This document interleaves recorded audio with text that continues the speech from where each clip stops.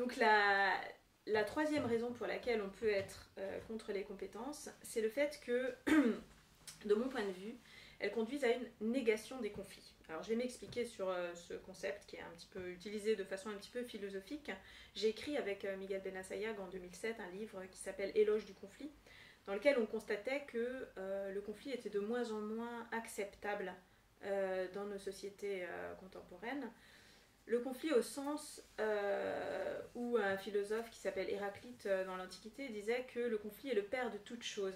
C'est-à-dire qu'en fait, tout élément, toute unité, tout organisme, toute société, etc., est faite d'un ensemble d'éléments en tension les uns avec les autres, et pas d'une accumulation positive justement de qualité ou d'éléments. Donc là, on voit bien comment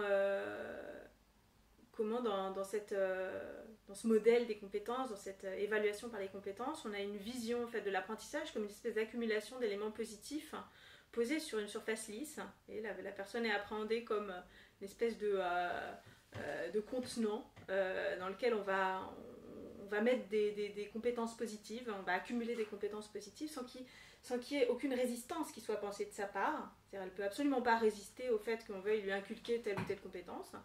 Et aucune contradiction entre le fait qu'on puisse avoir certaines compétences et ne pas en avoir d'autres, ou en avoir d'autres. C'est-à-dire justement qu'avoir certaines compétences implique de ne pas en avoir d'autres et qu'on ne peut pas tout accumuler de façon positive. Le fait aussi que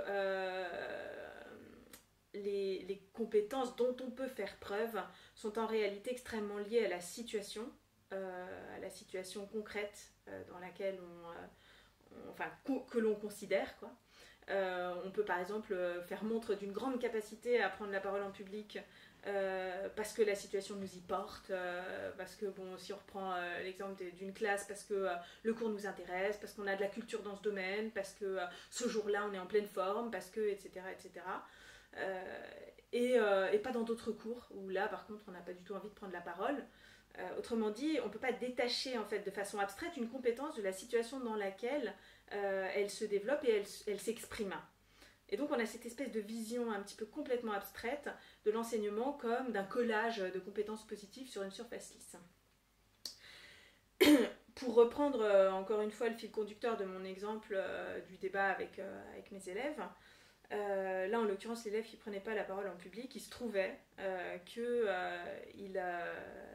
il avait vécu une situation extrêmement difficile qui l'avait rendu presque mutique. D'ailleurs il était hospitalisé en psychiatrie. Et en fait ça avait été un long apprentissage de ma part et puis de la part des autres élèves en fait, de ne pas justement le forcer à prendre la parole pour lui permettre de renouer avec les études. C'est quelqu'un qui avait beaucoup valorisé les études jusqu'à cet événement. Et en fait, je trouvais que ça marchait, c'est-à-dire que de façon un petit peu par la bande, quoi, il nous faisait comprendre qu'il s'intéressait de plus en plus. Voilà.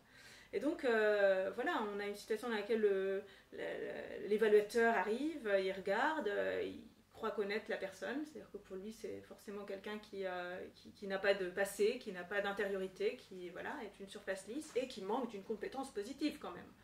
Donc sans prendre en compte le fait que justement, le fait de ne pas parler peut tout à fait être perçu comme positif à condition de s'intéresser un tout petit peu à la situation concrète à laquelle on a affaire et que voilà, l'évaluation par compétence, c'est vraiment pour moi la forme même de la négation du conflit.